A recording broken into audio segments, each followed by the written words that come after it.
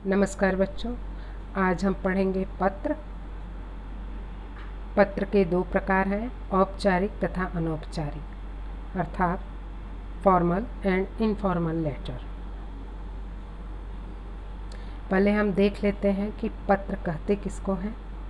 जब हम अपने मनोभावों को लिखित रूप से दूसरों को अवगत कराते हैं तब उसे पत्र कहते हैं। अर्थात हम मन की बातों को या जो हम सोच रहे हैं या जो काम कराना है या करना है वो काम, तो वो बात जब हम दूसरों को बोल के ना एक पेपर पर लिख कर बताते हैं या देते हैं तो उसे पत्र कहते हैं।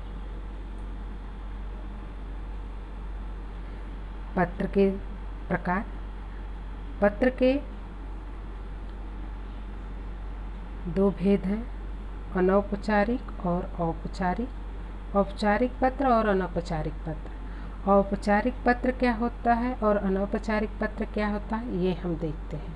अनौपचारिक पत्र देखिए, पहले तो आता है औपचारिक, इसलिए मैंने पहला नंबर यहाँ दिया है और दूसरा नंबर यहाँ, जबकि आगे इसको किया है क्योंकि मैं आगे जाके इसको पहले समझाने वाली हूँ। अनौपचारिक पत्र अर्थात इस तरह के पत्र अपने जान पहचान वालों और रिश्तेदारों को लिखे जाते हैं।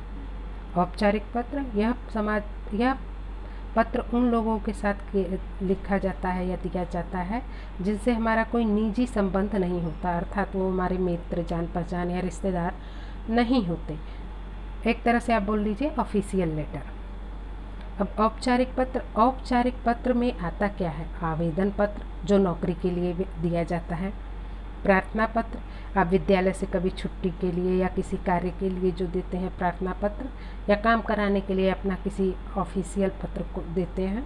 व्यावसायिक पत्र, इसमें शिकायती पत्र और मांग पत्र आते हैं। शिकायती अर्थात आपको जैसे कभी कभी आप बोलते हो ना कि बीएमसी ने देखो इधर झाड़ू नहीं लगाया, देखो बीएमसी के लोग कितना गंदा काम कर रहे हैं, तो वो जब शिकायत करते हो आप तब वो व्यावसायिक पत्र होता है। या फिर वहाँ आप बीएमसी से ही या फिर कहीं से, महानगर पालिका से, नगर निगम से आप कुछ चीज़ों की मांग करते हैं कि कृपया आप ये चीज़ें दीजिए या ये काम करा दीजिए। या फिर कभी कभी आप किसी पुस्तक विक्रेता या कहीं से वो चीज़ें मंगाते हैं। सरकारी पत्राचार, नगर निगम या स्वास्थ्य अधिकारी को लिखते हैं ना आप लोग, उसका। अव्यावसायिक पत्र जैसे प्रशंसा पत्र, जैसे कैसे आपका घर के बगल में कोई बहुत अच्छा बगीचा है, बाग है, उसमें कुछ अच्छा कार्य आपके बीएमसी वालों ने करा दिया है तो उनकी प्रशंसा करते हुए आप जो पत्र लिखते हैं। अनौपचारिक पत्र के उदाहरण। अब हम उदाहरण देखेंगे। यहाँ पे मैंने प्रश्न दे दिया है जो अनौपचारिक पत्र का प्रश्न है। जैसे आपको आया, वक्तृत्व प्रतियोगिता में प्रथम स्थान पाने के उपलक्ष्य में आपके मित्र सहेली ने आपको बधाई पत्र भेजा है, उसे धन्यवाद देते हुए निम्न प्रारूप में पत्र लिखिए। ठीक है।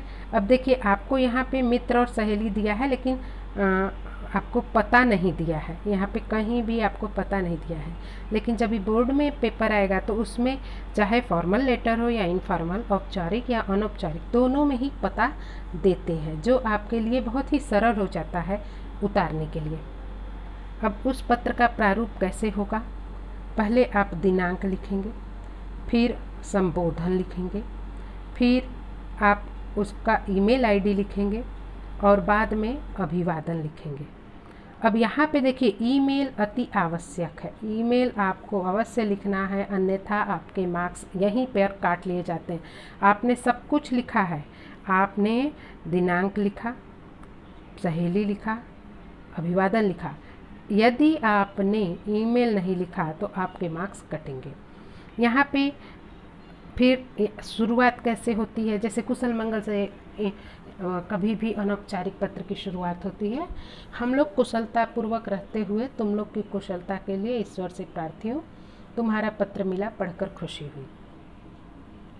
ये आप एक औपचारिकता निभा रहे हैं। अब यहाँ पे ये इसलिए ऐसे लाइन दे दिया गया है, कुछ लिखा हुआ नहीं है, कि आप वहाँ पे वो जो आपका है विषय, अर्थात कि आप जिस बारे में लिख रहे हो कि उसने आपको लिखा तो आप उसको पत्र का जवाब दे रहे हो, तो वो बातें वहाँ पे आप अपने मन की बातें कि उसका पत्र पढ़ के तुमको कैसा लगा, फिर उसने पत्र में जो जो लिखा था उससे क्या प्रेरणा मिले, और फिर आपने कैसे क्या काम किया, उसका धन्यवाद बोल रहे हो, वो सब बातें आप यहाँ लिख सकते हो। अब इसका अंत देख लेंगे हम। जब हो जाएगा तब अंत में आप पूरा पत्र लिखने के बाद, कुशल मंगल पूछने के बाद, सबको नमस्कार करने के बाद आप लिखोगे तुम्हारा मित्र या तुम्हारी सहेली, ये देखिए हस्ताक्षर, अर्थात आपका सिग्नेचर, आप सिग्नेचर करोगे। ठीक है। फिर आप यहाँ पर नाम, अपना पूरा नाम लिखोगे। आप ये सोचोगे कि यहाँ तो हमने कर दिया ना साइन, तो ये हो गया, नहीं, आप यहाँ साइन करोगे और फिर बाद में यहाँ पूरा नाम लिखोगे। यहाँ पूरा नाम लिखना है, फिर आपका पूरा पता लिखना है, फिर खुद का ईमेल आईडी लिखना है। ज़रूरी नहीं अब बोलोगे मिस हमने तो अभी तक आईडी बनाया ही नहीं, ईमेल आईडी, कोई बात नहीं, xyz@gmail.com कुछ भी आप लिख सकते हो मन से बना के। ठीक है। अभी आप इतना ध्यान देना कि यहाँ भी अगर आपने ईमेल आईडी नहीं लिखा तो यहाँ भी अंक कट जाएंगे, इसलिए आवश्यक है कि आप यहाँ पे ईमेल आईडी लिखेंगे। अर्थात आप अनौपचारिक पत्र में भी 2 जगह ईमेल आईडी लिखोगे, एक ऊपर और एक नीचे। औपचारिक पत्र देख लेते हैं। जैसे है यहाँ पे देखिए प्रश्न, विजया मोहिते वर्धा सोसाइटी विजयनगर कोल्हापुर से व्यवस्थापक औषधि भंडार नागपुर को पत्र लिखकर आयुर्वेदिक औषधियों की मांग करता या करती है। देखिए यहाँ पे पूरा पता दिया हुआ है, ये पूरा पता दिया हुआ है। ये देखिए, ये लिखने वाले का पता है और ये जिसको लिखा जाएगा उसका पता यहाँ से है, और ये है विषय, आपका विषय यहाँ से शुरू होता है। देखते हैं आगे हम। अभी पत्र की शुरुआत हुई, यहाँ भी सबसे पहले आप दिनांक लिखोगे, फिर प्रति, व्यवस्थापक औषधि भंडार नागपुर, उनका ईमेल आईडी। बहुत आवश्यक है कि आप ईमेल आईडी लिखोगे, ईमेल आईडी ऊपर भी रहेगा। बोलोगे मुझे कैसे पता चलेगा कि मैं उनका ईमेल आईडी लिखूं? कोई बात नहीं, आप abc@gmail.com लिख दीजिए। फिर यहाँ पे उसके बाद आता है आपका विषय, दवा मंगवाने हेतु पत्र। आपने ध्यान दिया यहाँ पे कितनी चीज़ें हैं, दिनांक है, प्रति है, व्यवस्थापक औषधि भंडार नागपुर, ये पूरा पता आपके ही प्रश्न में दिया हुआ है। बस केवल आपको दिनांक शुरू से खुद लिखना है और ईमेल आईडी आपको खुद लिखना है। उसके बाद पत्र के प्रारूप में आगे जाते हुए विषय लिखना है। विषय भी एक तरह से तो प्रश्न में ही है।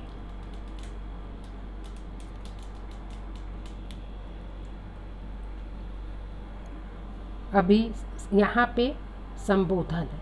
महोदय, मैं विजय मोहिते कोल्हापुर का निवासी हूँ। मैं कुछ दिनों से बीमार हूँ, इसलिए मुझे प्रतिदिन दवाइयाँ खानी पड़ती है। मैंने सुना है कि आपके यहाँ दवाइयाँ कम दाम में मिलती है। नीचे मैंने दवाइयों के नाम और मात्रा दिए हैं, अतः आप जल्द से जल्द भेजने की कृपा करें।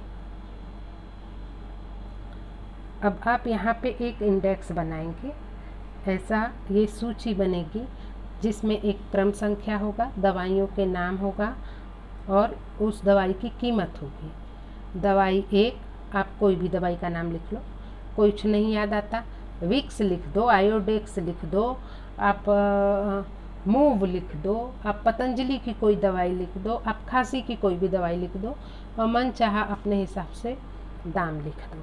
फिर दूसरे नंबर दे के दवाई का नाम लिख के क्रोसिन है, आपको कुछ भी है, लेकिन क्रोसिन आयुर्वेदिक नहीं है। ये ध्यान दीजिएगा कि आयुर्वेदिक दवाई मंगा रहे हैं तो आयुर्वेदिक नाम ही सोचिए। अगर खुद से नहीं भी आ रहा है तो आप कुछ भी ऐसा नाम सोचिए जो संभव हो सके। और यहाँ पे आप मूल्य लिख दीजिए। इसी तरह से तीसरा भी जाएगा। फिर इन सब का योग यहाँ लिख दीजिए। ध्यान दीजिए कि आप जब भी अधिक मात्रा में कोई भी सामान मंगाएंगे तो ये सूची बनाना आवश्यक है। आगे उसी पत्र को हम आगे बढ़ाते हुए लिखेंगे, मैं आपकी धनराशि डीडी द्वारा भेज दूंगा। डीडी अर्थात डिमांड ड्राफ्ट। मुझे पूरी आशा है आप दवाइयाँ जल्द से जल्द भेजेंगे। फिर धन्यवाद औपचारिकता निभाते हुए फिर वहाँ से फिर से शुरू होगा आपका भवदीय विजय या विजया मोहिते। ये देखिए सिग्नेचर है ये। फिर वो विजय विजया मोहिते, वर्धा सोसाइटी, विजयनगर, कोल्हापुर, महाराष्ट्र। आप पता लिख दीजिए। फिर यहाँ पे ईमेल आवश्यक है। एक ऊपर लिखा आपने ईमेल, एक नीचे। मुझे पूरी आशा है कि आपको दोनों ही प्रकार के पत्र समझ में आ गए होंगे। एक बार हम दोहरा लेते हैं। हमने आज पढ़ा पत्र कहते किसको हैं, पत्र के प्रकार कितने होते हैं, अनौपचारिक पत्र भी हमने लिखना सीखा है और औपचारिक पत्र भी लिखना सीखा।